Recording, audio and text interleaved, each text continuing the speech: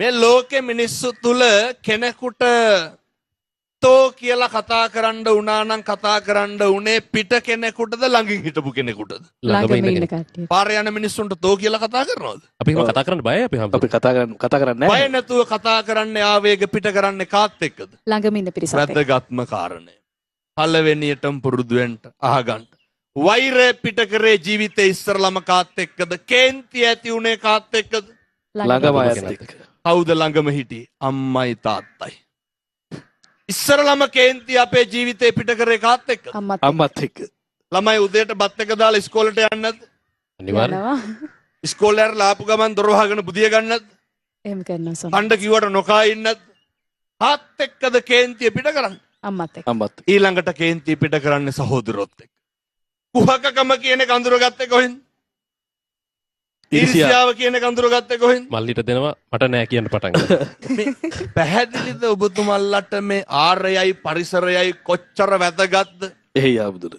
ආරය පරිසරය කොච්චර වැදගත්ද කියනවා නම් බුදු වෙන්නත් බලපානවා.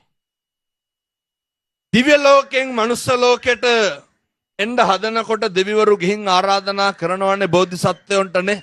කාලෝ යන්තේ මහාවීරනේ උප්පජ්ජමාතු කුච්චය. මොනවාද බලන්න කියන්නේ? කාලය, නේ, දීපය, කුලය, දේශය මොනවාද? ආරයයි පරිසරයයි. බුදු වෙන්නත් මනුස්ස ලෝකේ උපදින්න නම් මොකද්ද හොඳට තියෙන්න ඕන? ආරයයි පරිසරයයි. මේ හැම ප්‍රශ්නයකටම මුල අපේ ගෙවල් වල ආරයේ පරිසරයේ ගැටලු.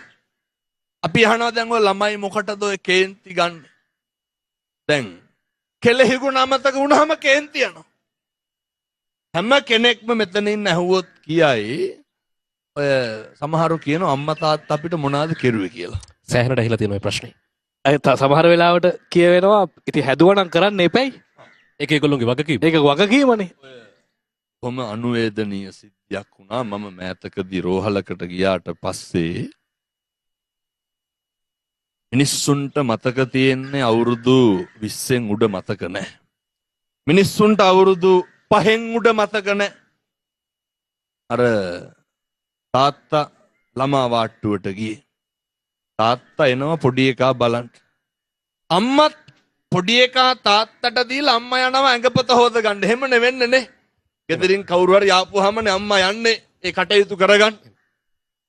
තාත්තා පොඩි එකා දෝතට අරගෙන ඉන්නවා. අම්මා දැක්කා පොඩි එකාගේ මූණ කට අරගෙන. පොඩි කාලේ පොඩි උන්ට හෙම්බිරිස්සා වැදුනාම හොට සූරන්නේ කොහොමද?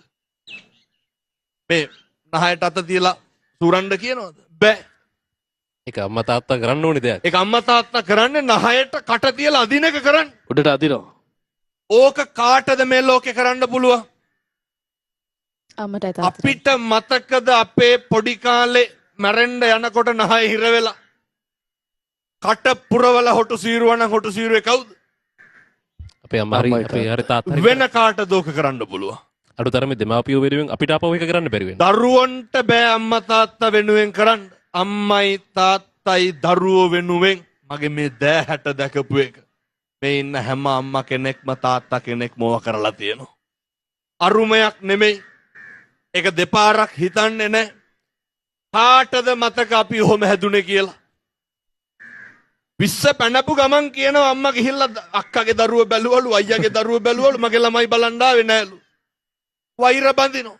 අපේ හැමතුන්නේ මට හිතෙනවා මේ අම්මලා තාත්තලා අපිට ඔක කියන්නේ නැති එකද ප්‍රශ්නේ කියලා. අපිට කවදාකවත් කියලා නෑනේ මම ඔයා වෙනුවෙන් මම මේවා කරා. ඒකනේ අහන්නේ අපි හැමෝටම මොනවද කරේ කියලා. මාතා යතා නියං ඒක පුත්තං ආයුසා ඒක පුත්ත මනුරක්කේ.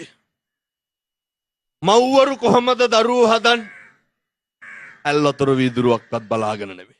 ඒයි. අම්මලා කොහොමද කිරි දෙන්නේ? තාත්තලා කොහොමද පෝෂණය කරන්නේ? දෙමව්පියෝ කොහොමද දරුවෝ පෝෂණය කරන්නේ, වර්ධනය කරන්නේ, ලොකු මහත් කරන්නේ? කිසිම දෙයක් බලාගෙන නෙවෙයි.